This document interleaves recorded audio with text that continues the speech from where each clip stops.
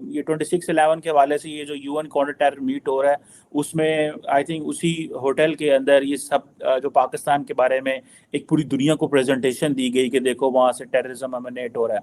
United nation security council में आपने कोई 26/11 की जो है 26/11 की आप लोगों ने वीडियो चलाई है और एफएटीएफ को लेके, क्योंकि पाकिस्तान ग्रे लिस्ट से बाहर आ गया है, तो काफी बात की गई है, ऑब्जेक्शन किया गया है और कुछ परसेंटेज वगैरह भी बताई गई है कि जी वो बढ़ सकती है और टेररिज्म की एफएटीएफ से बाहर निकलने की वजह से। साथ साथ आप लोगों ने चाइना को लेकर भी काफी क्रिटिसिज्म की है। जय हिंद दोस्तों, पाकिस्तान ब्रेकिंग न्यूज चैनल में आप सभी का हार्दिक स्वागत। भारत ने पाकिस्तान को यूएनएससी के मीटिंग में नंगा कर दिया। जहां पर भारत में यूएनएससी की मीटिंग हो रही थी ताज होटल में, वहीं पर भारत ने पूरी दुनिया को 26/11 की असली सच्चाई बताई। जहां पर पाकिस्तान में बैठे उनके हैंडलरों ने आतंकवादियों को कंटिन्यूसली ये निर्देश दिया जा रहा था कि जो भी उनके सामने आएगा उनको जान से मार दो और किसी को भी जिंदा जाने मत दो और पूरे के पूरे ताज होटल को आग लगा दो। ये टेप भारतीय गवर्नमेंट ने यूएनएससी में सबके सामने चला दी। उस पर पूरे पाकिस्तान की दुनिया में आज बेइज्जती हो गई और पाकिस्तान को मुंह छुपाने के लिए कोई भी चारा नहीं बचा है। जहां पर भारत का ये भी कहना था कि पाकिस्तान में 26/11 के हैंडलर आज भी मौजूद है, पर पाकिस्तान इसके ऊपर कोई भी कार्रवाई नहीं कर रहा है। एफएटीएफ के ग्रे लिस्ट से निकलने के लिए उन्होंने नाम के लिए खाली आतंकवादियों को जेल में डाला था, वो भी हाउस अरेस्ट से, जहां पर उनको सारी सुख सुविधा मिलती है और वो वहां पर बहुत ही ऐशो आराम से रहते हैं। भारत ने यूएनएससी में ये बात पर भी आपत्ति जताई कि एफएटीएफ ने पाकिस्तान को ग्रे लिस्ट से निकाल दिया। अब आतंकवादियों को बहुत ही आसान तरीके से पैसे मिल जाएंगे और वो भारत में टेररिज्म एक्टिविटीज़ अपनी बढ़ाएंगे, क्योंकि पाकिस्तान ग्रे लिस्ट में था तो उनको सारे के सारे पैसे जो कि पाकिस्तान गवर्नमेंट से मिल रहे थे वो बंद हो गए थे। तो क्या एफएटीएफ की गलती का भारत को भुगतना पड़ेगा? ऐसी वीडियो को अंतिम तक देखते रहिए, लाइक कीजिए, शेयर कीजिए और सब्सक्राइब कीजिए हमारे चैनल को और बेल आइकन दबाना बिल्कुल भी ना भूलें और आपकी जो भी राय हो उसे कमेंट बॉक्स में ज़रूर दें।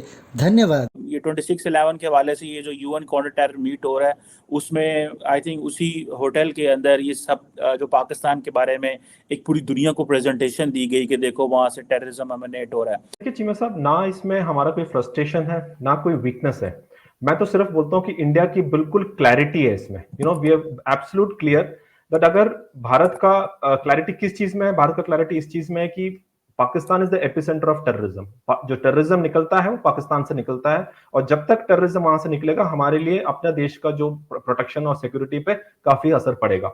आपने जहां तक कहा इंडिया की, मैं सिर्फ आपको याद दिला देता हूँ चीमा साहब कि अगर जो president of the United states of America अगर वो बोलते हैं, Joe Biden, that Pakistan is the most dangerous country in the world, तो हम तो हम तो बोल ही रहे हैं तब से, हम तो बोल ही रहे हैं। अब आप बोलोगे कि जो बाइडेन आल्सो भी हमारे उसमें हो गए, तो president of the United states of America will not से अ स्टेटमेंट ऐसे ही। और साथ में कई बार उन्होंने स्टेटमेंट किया और व्हाइट हाउस ने बोला नहीं, एक्चुअली वो बोलना ये चाह रहे थे लेकिन उनका मतलब ये है, उन्होंने ये भी नहीं बोला या जो बोला है वो बोला है। तो कहने का मतलब है चीमा साहब, मेरे ख्याल से पाकिस्तान को ये समझ में आना चाहिए कि जब तक टेररिज्म वहां से चलता रहेगा वहां पर भारत का जो पहल है वो रहेगा कि इसको सच को बाहर लाना।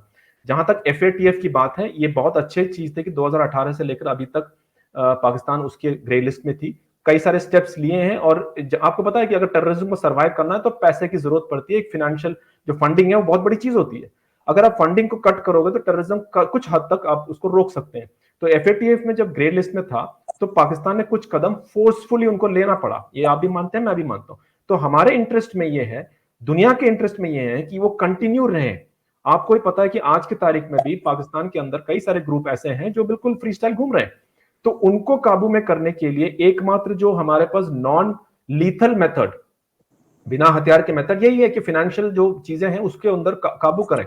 तो हम अपनी तरीके से, मैं मानता हूं कि भारत का जो इंटरेस्ट है इसी में है कि पाकिस्तान को फोर्स करें एक्शन लेने में टेररिस्ट ग्रुप्स पे, और आप माने या ना माने उसमें आप लोगों का भी फायदा है। ये आज बात हुई मुंबई में हुआ और मुंबई में ताज पैलेस में हुआ, ये वही होटल है जहाँ 26/11 का इंसिडेंट हुआ था। It's exactly the same. आज एक, अगर आप इसको देखिए, कहने में तो ये एक नॉर्मल खबर लगती है यार, आपने इतराज किया, क्लिपिंग चलाई, वो चलाई, बट अगर आप इसके डीप में जाए तो चीज बहुत गहरी है आरजू जी। सबसे बड़ी चीज गहरी है। आज मुझे इस चीज में धमकी बहुत ज्यादा दिख रही है, इसमें डिप्लोमेसी बहुत ज्यादा दिख रही है। क्यों? पहले आपने वही जगह पे ये अधिवेशन किया जहां टेररिस्ट अटैक हुआ, तो मतलब इट इज नॉट फिक्शन। तो यहाँ जहां हम बैठे यही लोग मारे गए थे, ठीक है, लोगों को एक फील आया तो वहां बैठे थे। फिर वहां एक रीफ्रेइंग सेरेमनी की गई, तो हाँ, तो जो रीफ्रेइंग में गया तो ही acknowledge and agrees that there has been a problem like that. तीसरी चीज जो डॉक्टर जयशंकर साहब, देखिए, I see a major change in tactic. आज इंडिया ने क्लिपिंग चला के दिखा दी।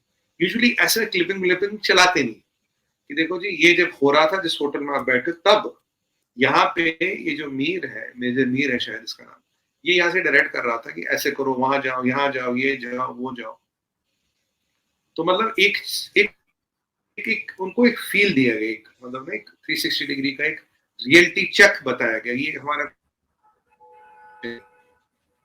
चलेगा। Doctor Jaishankar was very clear in few points.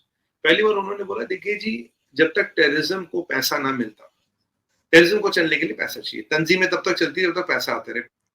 पैसा डॉक्टर जयशंकर साहब ने पहले बोला, एक जगह का बताया गया, तो एक पर हम उसको एक टेररिस्ट एक्टिविटी ना देखें, उसे और भी कुछ बढ़ के देखें। हुआ क्या? डॉक्टर जयशंकर साहब का कहना, देखो भैया ऐसा है, टेररिज्म को चलाने के लिए पैसा चाहिए, ठीक है, पैसा चलेगा तो तंजीमें चलती है। अब पैसा कहाँ से आता है? पैसा का एक बहुत बड़ा चीज है money laundering. Money laundering, drugs का धंधा, फ्लश ट्रेड का धंधा, हथियारों का धंधा, ये 4-5 धंधे मिलके ड्रग्स को, ये टेररिज्म को चलाते हैं। अगर इन पे प्रतिबंध लगाया जाए तो ड्रग्स का कारोबार रुक सकता है। उन्होंने बोला कश्मीर में प्रतिबंध लगाया, FATF के ग्रे लिस्ट में था पाकिस्तान, और कश्मीर में एक्टिविटीज खत्म हो गई। अब आपने उनको बाहर निकाल दिया तो जाहिर सी बात है एक्टिविटीज बढ़ेंगी, क्योंकि पैसा कहीं ना कहीं से फिर आना शुरू हो जाएगा। जो मैंने आपको लास्ट टाइम भी बोला था कि आप 2-3 बार तो ग्रे लिस्ट से अंदर बाहर कर चुके हो, कोई पहली बार तो है नहीं। तो अब आप निकलोगे तो फिर पैसा शुरू हो जाएगा, फिर कहीं ना कहीं उसकी गूंज सुनाई देगी। और डॉक्टर जयशंकर साहब ने ये भी बोला भाई कि जो मेरा एनालिसिस है कि उन्होंने धमकी भी दी है, बहुत क्लियर धमकी दी है डॉक्टर जयशंकर साहब ने कि देखिए, अगर आप ये पैसा नहीं रोकोगे, ये कारोबार नहीं रोकोगे, तो पैसा आता रहेगा, आतंकवाद चलता रहेगा, रुकेगा। अगर आतंकवाद को रोकना, पैसा रोकना इज वन प्रोसेस, ये बीच का ब्लॉक है, 2 ब्लॉक है। ये आतंकवाद है, ये बीच में पैसा, और ये यहाँ ये 4-5 एक्टिविटी है जो इस पैसे को जनरेट करती है। तो अगर हमें आतंकवाद को रोकना तो मेन एक्टिविटियों को भी रोकना पड़ेगा। आज आप बोल सकते हो कि भाई पाकिस्तान तो पैसे नहीं लगा रहा, पाकिस्तान की सरकार, पर पैसा आ कहां से रहा? पास तो इन चीजों से आ रहा है ना। देखिए, अभी हमने गुजरात में एक एयरफील्ड बनाया 130 किलोमीटर दूर आपके बॉर्डर से। काफी लोग मुझे पूछते हैं 130 किलोमीटर दूर एयरफील्ड क्यों बनाया, और वहां तो भाई जो फाइटर जेट की स्पीड होती है उसके लिए 130 किलोमीटर होता क्या है? तो गुजरात के पास एयरफील्ड बनाने का मतलब क्या है? मैंने कहा पहले जो तस्करी होती थी वो अंडमान निकोबार से होती थी। जब से वो एरिया टाइट हो गया